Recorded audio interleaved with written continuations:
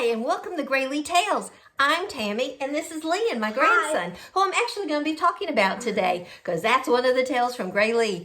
Anyways, I get a call, and it's my son going, "Hey, Mom, my wife has COVID, my mother-in-law has COVID, and my brother-in-law has COVID." I'm like, "Oh, no." He says, "I keep testing negative, so I'm bringing Leon, the 11-year-old, and the 16-month-old to come stay with you for a week and a half." I'm like, "Yes, bring them. We got to keep them safe from COVID. I've had COVID about a month ago. My husband had COVID a month ago. We're not worried about catching it.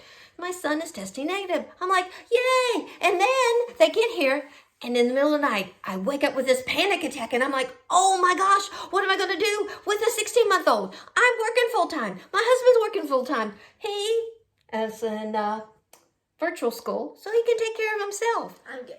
So we're okay with him. But what are we going to do with the toddler? She's everywhere, here, there, up, down, round and round, finds every little thing she can to put into her mouth. So what were we going to do?" So luckily, I have a mother-in-law and a mother that live close by. So we worked out some things, and it's going to go fine. But the first day I had them on my own, I also had my other granddaughter, who's 2.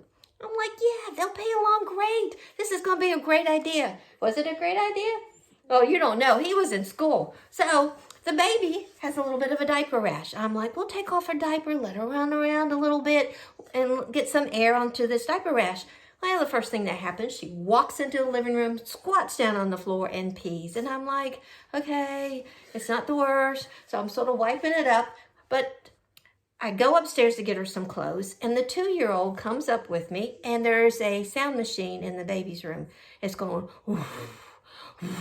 And who starts screaming? The 2-year-old. She is clinging to me, crawling up me. I'm trying to get some clothes out. I'm trying to get something done. And she is screaming to beat the band. So we get down. I got some clothes. We're getting down. We get down to the landing. And what happens? She sees the naked baby. Oh my gosh, you would have thought it was the Godzilla or a shark or some evil monster coming after her, but she just lost it. She is crawling up me. I'm trying to get down the steps, trying to get around the baby who's in the middle of the way. And then we go through, and I put her, the 2-year-old, in a chair, and she calms down a little bit. So the baby comes over and is going, "Oh, what's wrong?" And what happens? Rah, she screams again. I'm trying to clean the floor with the dog carpet cleaner because, hey, dog, baby, about the same thing. And I'm trying to clean it. She's screaming in the chair because the baby, naked baby, keeps walking up to her. My husband's out. "What is going on out here?" I'm like, "The naked baby is killing her." So she's screaming. So I finally get the baby dressed, and I'm like, to the 2-year-old, I'm like, "Winter, this is Haven, your cousin." She's like, "Oh, okay." But whatever it was, she did not like the baby without her clothes on. And all that happened before 8:30 in the morning.